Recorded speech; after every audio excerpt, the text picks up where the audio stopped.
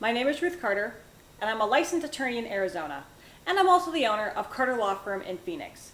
And today I want to talk about the Turner Barr situation, aka the guy behind Around the World in 80 Jobs. So Turner had this really cool idea, and he bought a plane ticket and took off and has been traveling around the world and going from job to pay his way. Really cool. He has a website, he apparently shoots videos, and he has aspirations of maybe turning this into some type of television program someday. Pretty cool thing he's got going on, and he's been doing this since 2011. So what happened is Adecco, an employment agency, registered the name Around the World in 80 Jobs with the U.S. Trademark Office, and now that's cramping Turner's style. So here's kind of why it's a problem.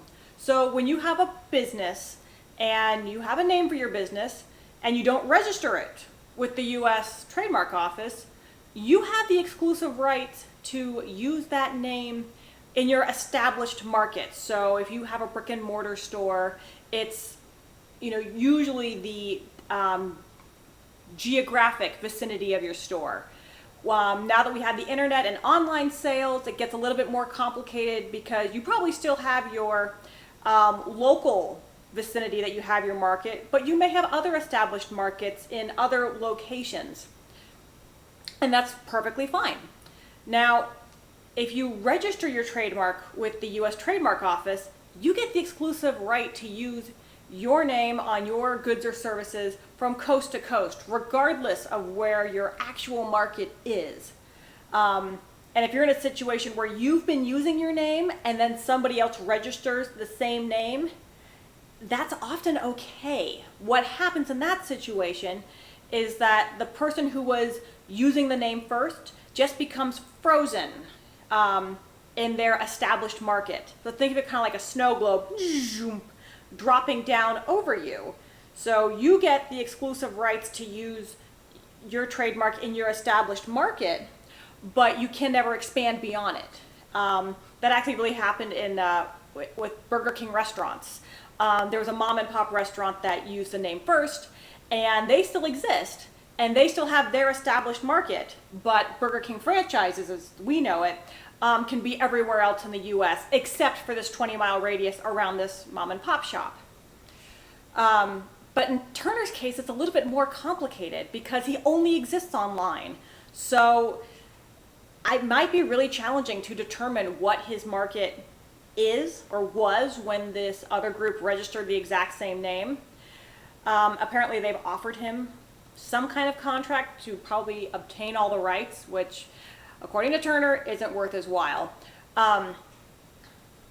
But essentially he can't expand.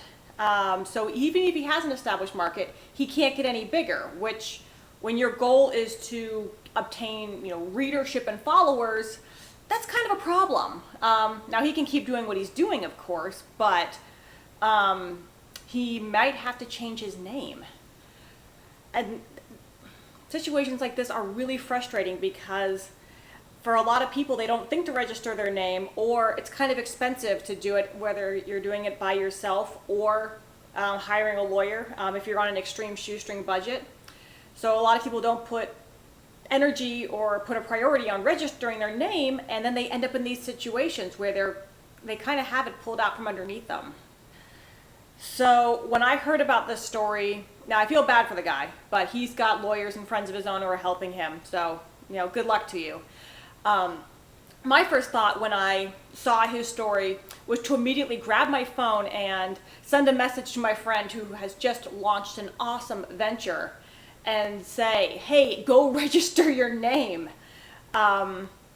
just so that you don't end up in this situation, because it causes a lot of headaches and heartache to have to go back and fix these situations where if you had just spent the money, which if you're doing it yourself, it could be as little as $325 to register a mark with the U.S. Trademark Office. At least that's their current rates.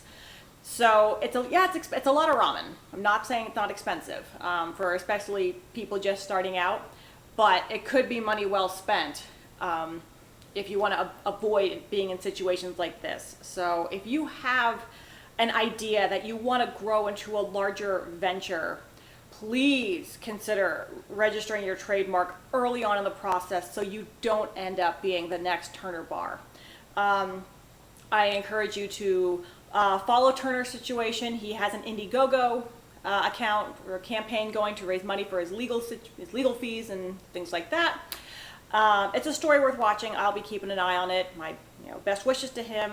But to the rest of you, if you want to protect your mark, register it early, and make sure that no one else is using the name you want to use, too, because again, it's kind of a pain in the ass to put in all this work into picking your name and branding to find out that someone else already has it, so you have to change it all. So if you have any questions about trademark, feel free to contact me. My information's below, or contact a trademark attorney in your community.